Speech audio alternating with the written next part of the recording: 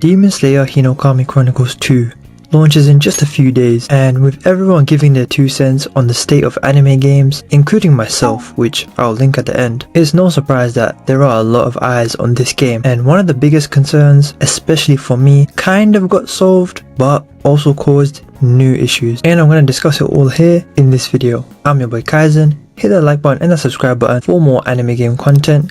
I'm trying to hit 2,000 subs as soon as possible, and you can help me with that for free.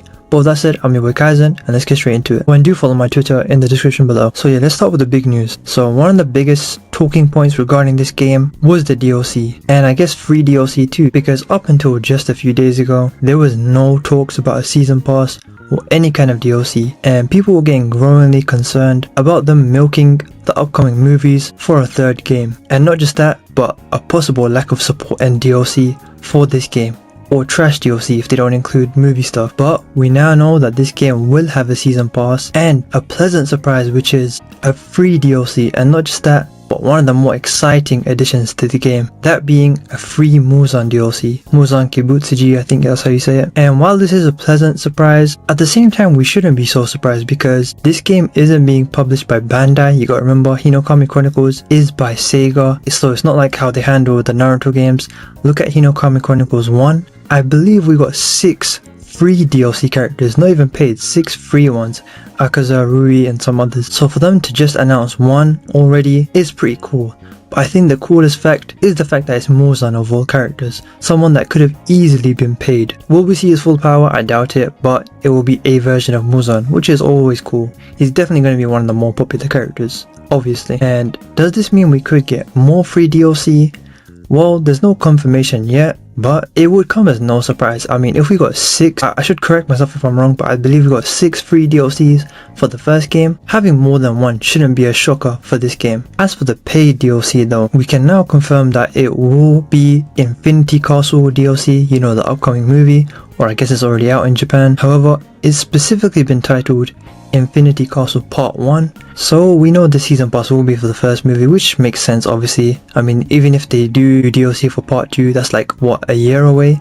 They said 1 movie per year, so we won't get any news about that yet. And while we did get a trailer for Muzan and a confirmation for Infinity Castle, we didn't get specific characters announced for that pass, maybe because of spoilers, like, you know, non-manga readers like myself, although we kind of all know already, you know, Doma, and I kind of forgot the others' names. I haven't read the manga, but I think his name is like Kaigaku or something, or it might be Kanao, you know, the guy that's in 2 different backstories and he's about to fight Zenitsu in the trailer, that guy, and some others.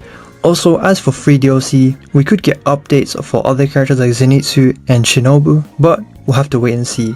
But like I said, I'm quite optimistic about more free DLC, especially if they're already giving Muzan, right? Now you might be wondering, if they've confirmed and solved one of our biggest concerns, which was if this game would get DLC, let alone free DLC, how could this be leading to more problems, or more concerns I should say? Well, the issue is, what does this mean for a third game, and will we get a third game? Because look, final DLC for Hinokami Chronicles 1 came out like a year and 2 months after the game's actual release, December 2022, and the game came out October 2021, which by the way feels like yesterday. That's when I started university, which is crazy. But anyway, 1 year and 2 months, right? And we don't know the release date of the second movie, but we can assume it will be at least a year. And even if when it comes out, it doesn't mean that we're gonna get DLC for that as soon as the movie comes out, right? Well, now I'm worried, if they make a third game, will the story mode for that third game purely be for the movie stuff?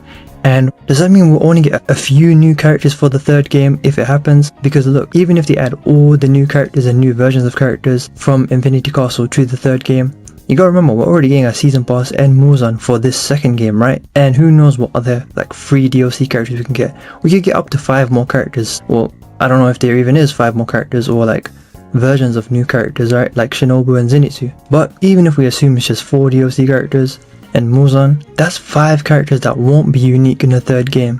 And also, the story mode for that game is already going to be short as hell. It's just going to be Infinity Castle. Maybe I'm wrong and Infinity Castle is going to have a whole lot of content. Like I said, I haven't watched the first movie yet. I don't think it's out yet here, but at least it'll be high quality and really hype. So we can at least, you know, be accepting towards the fact that the story mode will be just Infinity Castle. But as for new characters, that's pretty small, don't you think? Maybe I could be proven wrong, but who knows. I am somewhat looking forward to this game and, you know, however they're gonna run this game. Sega hopefully do a better job at this than Bandai, but we know Hinokami Chronicles 1 didn't have the best launch and support, so maybe it's just a CC2 issue, or maybe Sega's just as bad, although they do give free DLC, so that's pretty cool. Me personally, I just refuse to pre-order this game, purely because it's an anime game, but that doesn't mean I won't get it early. I'm waiting for the, the day one reviews, but from what I'm hearing from people that tried out the game, a lot of our concerns are being solved, obviously DLC, but I'm hearing the game's gonna have ranked, it's gonna have lobbies, and it's gonna have spectator mode, stuff that we were very annoyed about when the first game released. So let's see how it goes, and I'm praying the netcode, I don't even care about, it's not gonna have rollback, I just want at least okay netcode, at least decent, right?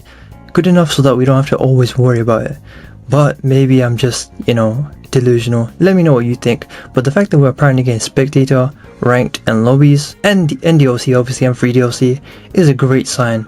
So, and the story mode looks great too. But let me know what you think. Am I delusional?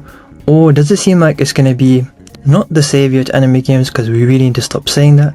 But does it look like, a good anime game, a well-made anime game finally? At a time that we really need it too. Let me know what you think down below. Also, if I sound quiet, it is like 1 AM. I just wanted to get this video before I go to bed. But yeah, comment down below. And since you watched this far, please do hit that like and subscribe button. It helps a lot. And you clearly like my content anyway, so why wouldn't you sub and like?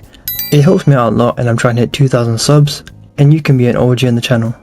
Do follow my Twitter in the description below. Check out the videos on screen now. I think you'll like them. But with that said, I've been your boy Kaizen, and I'll see you in the next one. Peace.